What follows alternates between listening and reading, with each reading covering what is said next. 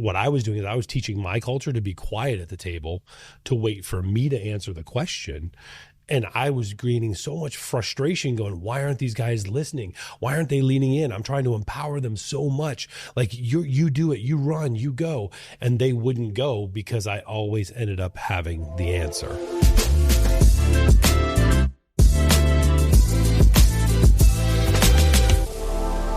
Welcome to the Imperfect CEO, a special series by the Faithly Podcast with your host, Reverend Adam Durso, and author Jim Brown. Welcome to an episode of Faithly Podcast. I'm your host, Pastor Adam Durso, and I'm sitting here with the author of the Imperfect CEO, Jim Brown. Say what's up to the audience, Jim. Hey, what's up, everyone? And my good friend, Pastor Dan Underhill, senior and lead pastor at the Cornerstone Church, ATX in Austin, Texas. My friend, say hello. Hey, welcome. Glad to be here. We are so excited for this episode because as we explore the Imperfect CEO, the book, Jim, with you as the author, we're also exploring a case study where Pastor Dan and his team went through this. His lead team has already been through this in a pre-release copy, and then you guided us through the conversation, and now we're going to be able to see some of the results now 8 months later that Dan is living in as a result of having applied the principles that are in the Imperfect CEO. So talk to us a little bit. Why do so many leaders feel the pressure to appear strong and certain all the time? There's this tendency, especially in the church, that the way we get into the position of CEO is because we're so good. We know so much. It's even worse in the church because we've got this example of Jesus who's perfect. Right. And we have this thought that, well, people are thinking of Jesus as the example, so I guess I have to be a lot more like Jesus, meaning I should be perfect. I should know everything. Beautifully, Jesus never expects us to be flawless. We just need to change our paradigm.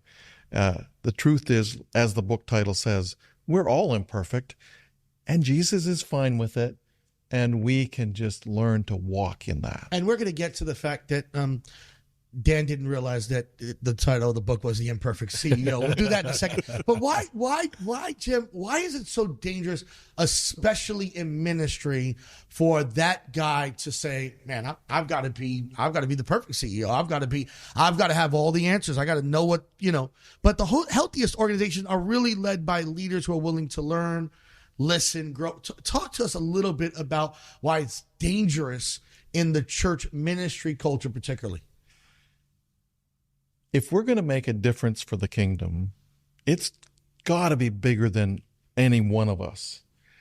That means in our role as the CEO, we have to create the context that everyone feels like what they bring counts, what they are thinking, the ideas they have make a difference. Yes. And if we are not making space for them to bring their best thinking, ask their hardest questions, offer their strongest gifts, then it turns out we're making it about us. We might say we aren't, but we are becoming the bottleneck rather than the multiplier, the enabler. We're out here in Southern California. We just hosted 55 plus leaders. Jim, you did the opening talk, and you built and established just an incredible model called the Ascent Model. Could you walk us through that just a little bit so that the audience understands kind of the framework for the Imperfect CEO based on that model? Sure. What we've observed is there are 4 peaks that contribute to a healthy organization. The first one being, the central one being a collaborative culture where we're all working together because we can build bigger, go further, make more happen if we lock arms and we're doing it together. Sure. That is the starting point. The next piece, the next peak that we have to summit is leadership accountability. And this is actually a curious situation. It's the one of the 4 that leaders have the most control over it also happens to be the one of the four that leaders fail at most often. Okay, Jim, I know you well enough. I mean, you're the chairman of my board, and I've heard you say that before. Dig into that a little bit. I mean, it's leadership accountability matters. Leaders have the most control, but do it the least. Not that they're conscious of failing, but yeah, we are all human and somewhat selfish. At least I will admit that I am. Right. And so we work hard to be messaging properly to everyone on our team. But if we are not demonstrating, exemplifying what we are asking of everyone else, that's what everybody sees. Right. And they know that, wait, if you're not doing it, we don't need to do it. If we don't have the courage to notice when that's happening and call each other up, not in a, beat you, or just in a, hey, we said we were going to do this In a healthy way. Can we? What can I do to help you? It demoralizes everyone else. It's like it just cancels the effort.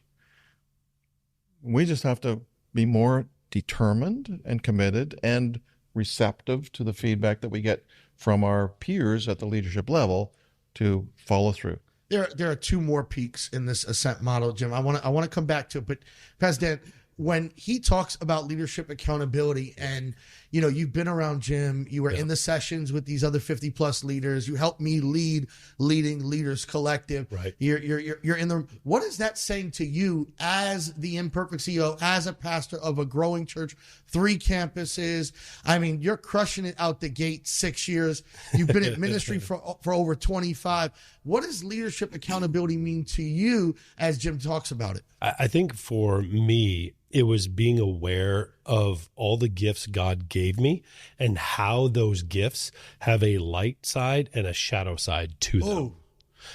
Even though I walk in the room having to have the answer if nobody else does, that usually closes the mouths of the people sitting around the table. Wow. And it teaches. What I was doing is I was teaching my culture to be quiet at the table, to wait for me to answer the question. And I was gaining so much frustration going, why aren't these guys listening? Why aren't they leaning in? I'm trying to empower them so much. Like, you do it, you run, you go.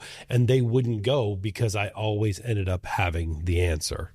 And I was being the one who was stifling the question. That's where you taught me, hey, Dan, use this sentence. The answer's in the room.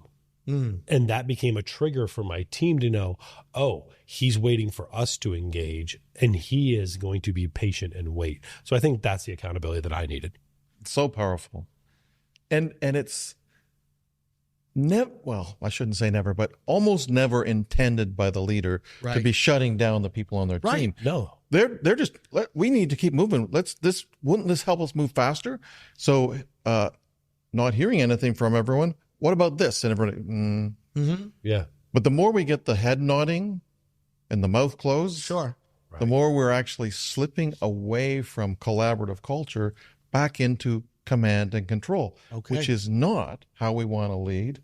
Right. That is, and again, we're talking about the church. Jesus modeled how to lead the church. He was never a command and control leader. How did we get there? Scripture actually says, let's not be like the leaders of the world, but who dominate and lord it over you. Yeah. Yes. And yet somehow that keeps showing up in the church. Wow. So collaborative culture, leadership accountability, Jim. Next 2 peaks? So then we get to strategic momentum. This is where we really are clear about where we're going, and we don't just talk about it, we do it. If we get the plans accomplished this year, and then next year, and the next year, we get momentum, strategic momentum, and everything starts to change. People start to realize they're on a winning team. Yes. They want to be on a winning team. Now they like, they just puff their chest up a little bit more because, Cornerstone is crushing it, and I'm a part of this. Yeah. More people should be here. They're going to love it. And that takes us to the 4th peak, which is talent magnetism. Okay. Where it's working. People love their job so much. People feel like it matters so much that they become contagious, essentially. Yes. They are like the ambassadors to the world saying, you're going to love this church. Yeah. You should come. Yeah. Hey, we need someone to really help in our sound area. And that, don't you do that? Mm-hmm. I think you really love doing it at Cornerstone. Why don't you just sign up? I think that we'd get a great interview. So rather than, oh my goodness, we're putting out ads, hoping that we get somebody that knows something, talking to 17 different people or 77 people. No, we've got 5 people in a row, eager, hungry, ready, already connected to the people in the culture. It's just magical. I mean, if we're going to speak about magnetic personalities and magnetism, it's obviously Pastor Dan Underhill right here. So you had this opportunity. We were talking about your lead team and what it would look like to have Jim come in as a consultant. Yeah. And Jim was so gracious to get your team a copy of a pre-release of the book, and you guys read it. And then he came in to speak. And talk to me about what that experience was like, man. Well, it was so wild because, as the CEO or the lead pastor, I want to bring in the consultant to fix the people that are working for me because they're not getting the mission and the vision done as quick as I wanted them to. Sure. So there was my mentality walking into it, saying, oh, it's worth the investment. This will accelerate us. This will be the thing that pushes us forward. Not realizing that as we read the book, the Imperfect CEO. Oh, it wasn't called the Imperfect Lead Team? No. The Imperfect Leadership of the NGO nonprofit church ministry. No, it was the Imperfect CEO. He should have named the book The Imperfect CEO / Pastor Dan Underhill at Cornerstone ATX. Come on, man. And so legitimately, I'm reading it. And even after I read it, I was walking into those meetings going, this is going to be great. As soon as we can harness this will be awesome. And then the meeting, because you led it so smoothly and so beautifully, and it just moved the whole conversation around, oh, I'm the imperfect CEO. And then as soon as that light went off, it lifted so much of the burden in the room where it's like, oh, well, that's easy because one thing I can do is I can control me. I can't control other people. Right. And as a CEO, you're always trying to control other, well, you shouldn't be, but you are. You're always trying to control other people and manage them. And I realized like, oh, this is now right inside of my wheelhouse. This is on my dashboard and I can move the needle on this personally. Yeah.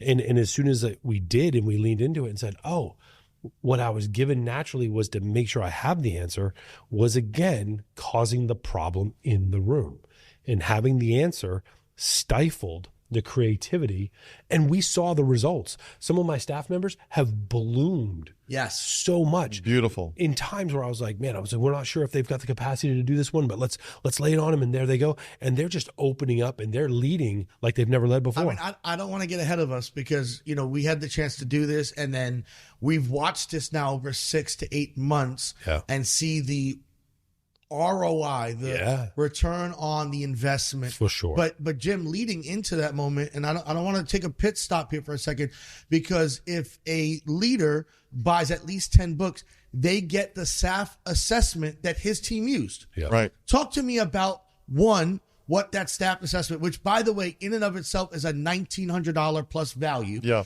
And you're giving it away for 10 books, which is not even, it's not even a tithe of that. Right. And then, on top of it, how does that work? And then how does the audience that's listening right now make sure that they get a hold of that? So I'm going to take a pit stop because his staff actually went through the process you're ordering right now. Yeah.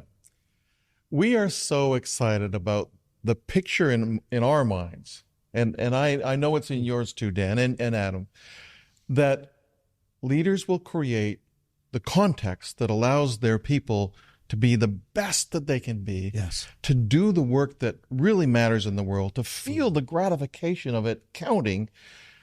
And rather than kind of grinding every day, there's a skip to their step. They just feel better. Sure. And guess what? when you feel better about your whole workday, Sure. you go home. Oh, yeah. And you're better at home. Yes. For sure. And when you come back, you've got more energy, and especially in the marketplace, you bring your better ideas. The whole organization prospers. Okay. And if leaders are thinking well, they're using some of that overflow to pay people more, which means they go back and there's this just upward spiral of benefit. Yeah.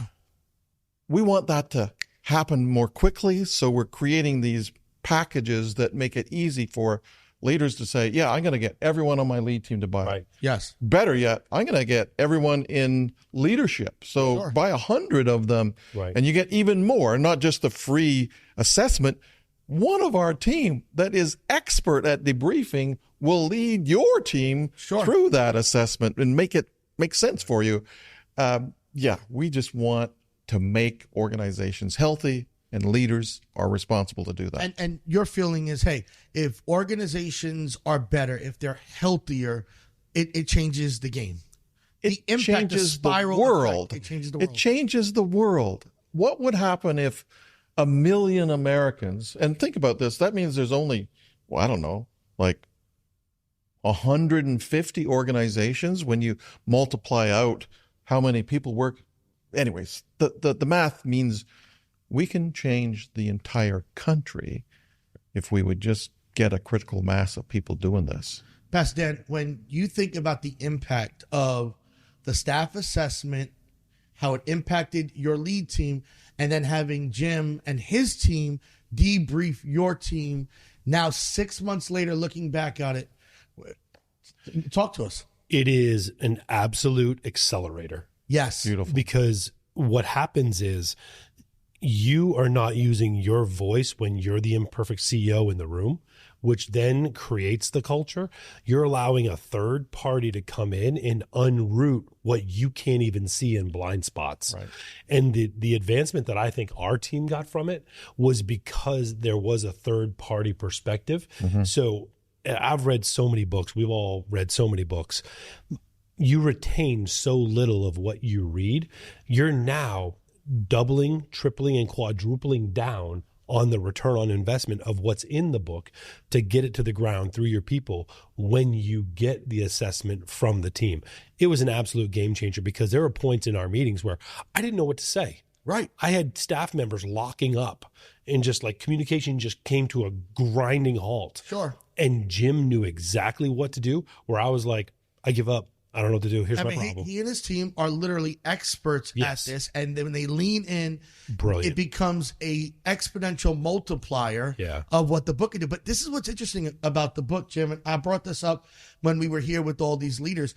Because the book is written as a fable, nobody feels like the finger is being pointed at them. Including the imperfect CEO who was reading it the entire time. I mean, the beauty behind it being a fable, Jim, is that I can identify with a character in the story without feeling like, oh, my pastor's yelling at me, or oh, the CEO is yelling at me, or my direct report is picking on me. What about the beauty just about the way it's written as a fable, Jim? Well, this conversation is fun for me because we're especially focusing on how do we apply these principles from this book to the church. Right. Well, let's be reminded that most of the really important messages that Jesus delivered, he delivered in parables, in stories. Right. There's got to be a reason for that. Yeah. I believe it's because it engages the listener, in his case, the reader in this case, where they see themselves in the story. And that's what we've experienced from the first book that I wrote, The Imperfect Board Member. 20 years have passed, all kinds of great stories about how that's been used. Now we've got this story. And I wonder, Dan, can you talk with the group? Because this is written as a story focused more on the business world, but the principles are completely applicable to churches. Help our listeners recognize that even though it's about a tech company, it actually is applicable to church. Oh, 100%. Because at the end of the day, every church has to be organized. If it's going to be organized, it's going to have a system of business to it. Yes. I currently have 11 employees. It's not a huge organization, but the amount of time, energy, and budget and thinking and strategic planning and organization that goes into that, I think pastors would be foolish to not buy it and distribute it to their entire team. I know that I'm going to get it once it's out to all the rest of my team. Only my lead team got to experience it, but the rest of my staff members need to, because even though the church isn't a business, there's a business side to running the organization. Otherwise, you can't stay afloat. And let's be honest. I mean, it's 11 staff members that are impacting 400 Right. people who Right. are attending your church Right. on a very regular basis. Right. And then beyond that, through all of the other outreach, it's impacting the city of Austin, Right. particularly in the areas where the 3 campuses are located. Jim, what are some of the disciplines that strengthen a healthy church culture?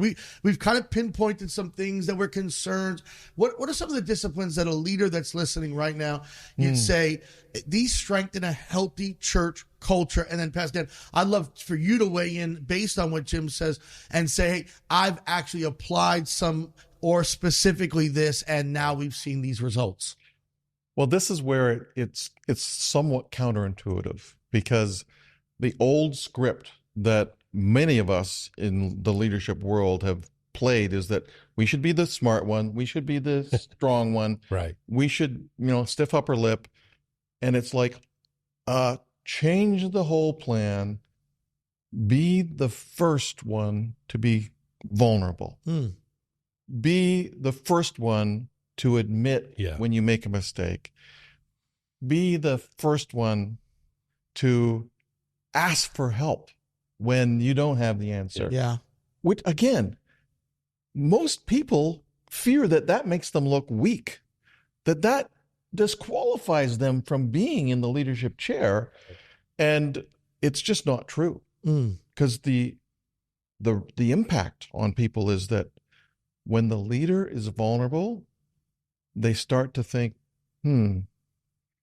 maybe it's okay if I'm real too. Right. I don't have to pretend all the time, because they know they're not perfect. Sure. Truth is, they know you're not perfect as well. So it's a curious list of personal disciplines about how we show up in conversations, in meetings, whether it's with 5 people or 500 people. We are not Mr. Know-It-All. We are more humble, more real. And we are in a new leadership era where real carries way more weight than you know it all. Right. That's like a disqualifier now. Yes. It used to be, I've got the answers. Here's a curious thing, and I don't know if we've talked about this, Dan. Rather than standing before the church and saying, hey, we have just done a lot of work on a strategic plan, here's the plan. And you maybe have, but don't start by saying, here's the plan. Start by saying, this has been quite a journey. I want to just share some of the very difficult questions that we've had to grapple with as we've been pressing into what God has for us as a church. We're asking ourselves, how has our community changed? Right. What did we think 5 years ago or 40 years ago that doesn't actually apply in our community anymore? And what does that mean about our plan in the future? What about our own demographics? What do we wish? What do we believe God is saying our congregation should look like in the next 5 years? And what do we need to do to get there? You might share like 10 questions. Yeah. And I promise you, for sure, Gen Z people sitting in the room, they're saying, oh, this is such a relief. Yeah. Right. My leader knows the questions. Yep. They're not asking if you know the answers. Right. They want to know if you know the questions. Yeah. And if you can share questions that they've been asking, then there's this comfort that, oh, they're not going to get blindsided. Like, at least even I know they should be asking these questions. Yeah. But then you share some questions that they haven't even thought of. oh, now they just relax. It's like, I think I'm safe. It's totally contrary to what the old model of leadership was. And if we don't understand that the whole world has changed, we're leading the wrong group. Right. And they're just going to walk and find someone else to. And that's really what they're doing. And we're seeing that in our church. The next generation, they are going to leave, okay, because they're not interested in the lights and the show and the production and the perfection. They are walking out. They're saying, if you can't disciple me, if you can't walk along this journey and train me up, I'm out. Because content is on overload. Yes. They can get content anywhere now. It's in their pocket from millions of different platforms. And great. Yeah. And it's probably better than the average pastor's content, truthfully. And so they're saying we're out. So how I would say, or how I would, answer your question, Pastor Adam, was, you can't lead people where you're unwilling to go yourself. Oh, that's good. Yeah. And so when your team needs to face hard questions and deal with really tough, difficult realities of who they are personally, you've got to start first. You've got to be willing to go in and say, look, man, I'm not getting this right, and I'm here at the table first. What I've seen happen with my team is, again, they just absolutely open up. And even beyond our team, I see it in our church. I think I've been preaching this way before it was cool to preach very vulnerable, very raw, very exposed nerve, and it was actually worked against me in many cases.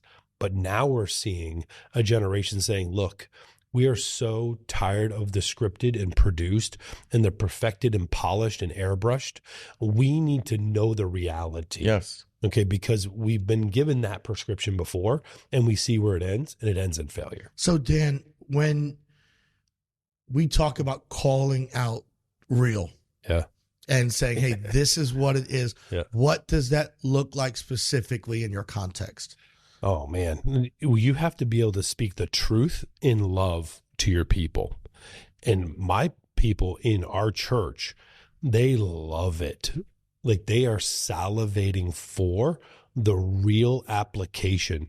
When I tell a story that a lot of other pastors sometimes look at me and go, bro, you shared how you're struggling.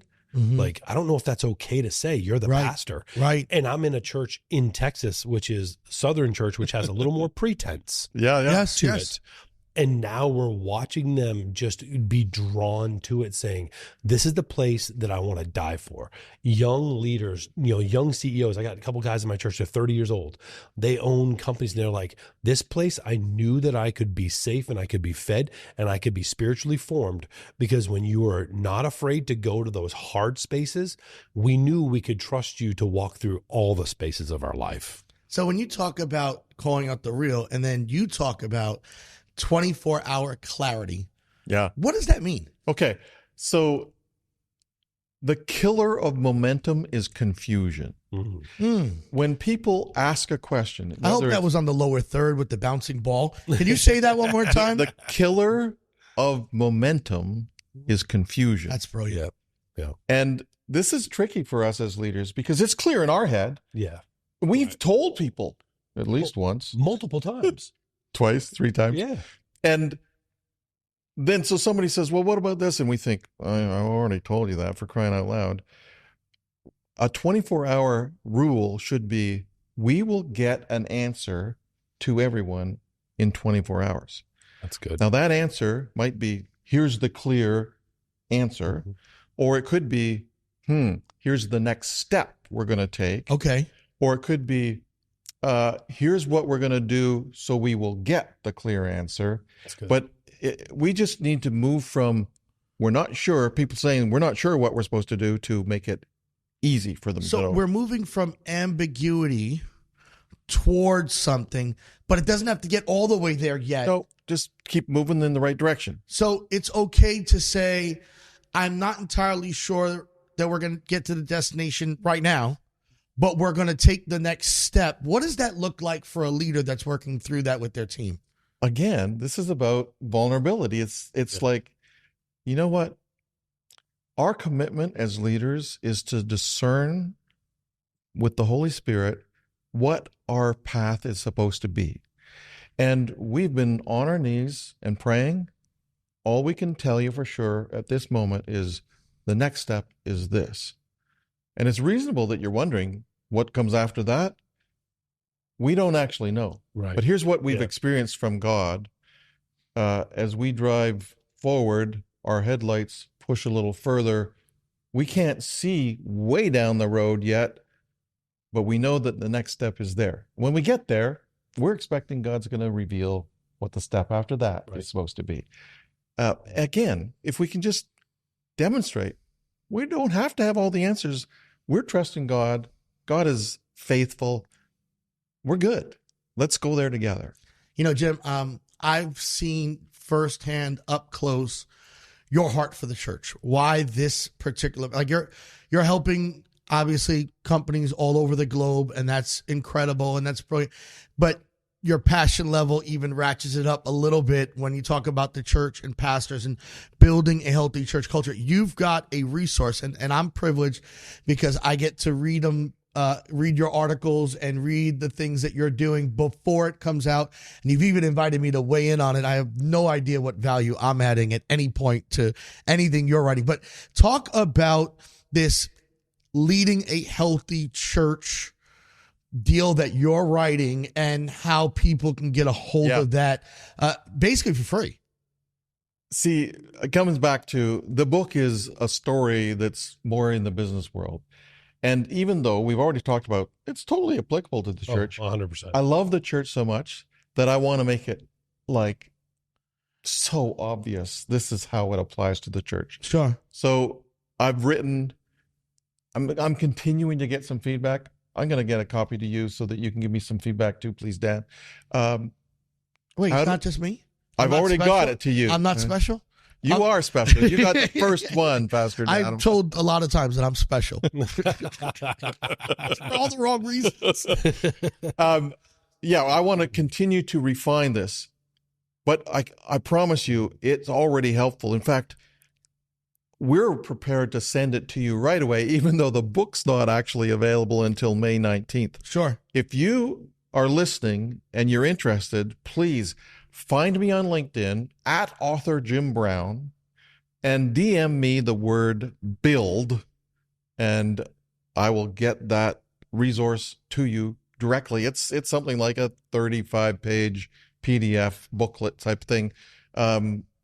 Promise you, it's a tool that will help you. It's a resource. Yeah, absolutely. I mean, let's be very clear. It is 35-page PDF, but it is an absolute tool in your arsenal. It is going to help you immediately.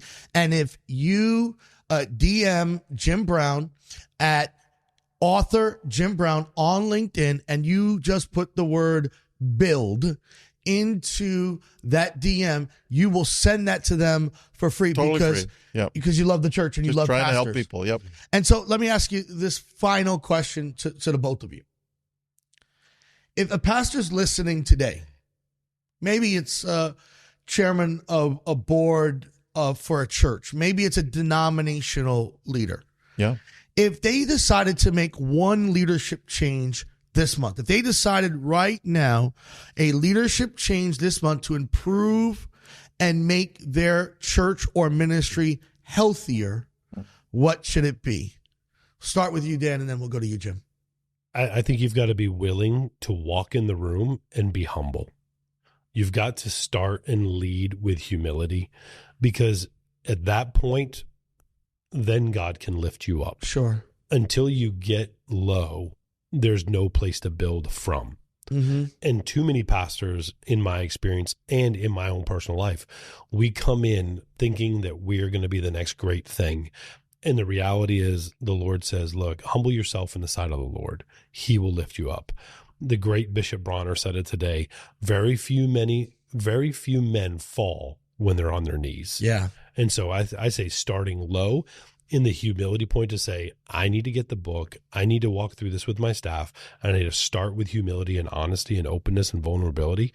I think that is a great platform that's got nothing but up to go. It's hard to stumble when you're on your knees. And let's be honest, we're not the next great thing because we're preaching about the only one who's really great. That's the truth. Jim? That's the truth. Well, I love this. So I'm all for it. I would add to underscore that when we're the CEO, when we're the lead pastor, when we're the chair of the board, we're in a leadership role, and leadership is about people. We do not manage people. We lead people. Right. That's good. And if we would put our attention to leading rather than doing, everyone will be more clear about what they're supposed to do. Yeah. Will feel more valued. Will actually amplify and accelerate the work of the church. Yes, we're leading people. Focus on people. Leading a healthy church. If you DM at author Jim Brown on LinkedIn and type the word build, he'll send you that free resource. I'm telling you, it's going to have an impact. It's going to be a tool in your arsenal. Otherwise, they can go to the website. Yeah, if you go to imperfectceobook.com, imperfectceobook.com, then you're going to find these packages that aren't just bundles of books, but all kinds of other resources that we're just adding. Pre-order 10 for your leadership team, 100 for a bigger group. You might be leading a denomination. You should get 1,000. And there's so much more that we're offering with that. Because the book comes out May 19th. You need to get the book right away. Absolutely. Let me tell you, you're going to be blessed by getting a hold of the book, getting a hold of the resources, having Jim's team work with your team to unpack it, the staff, the team assessment.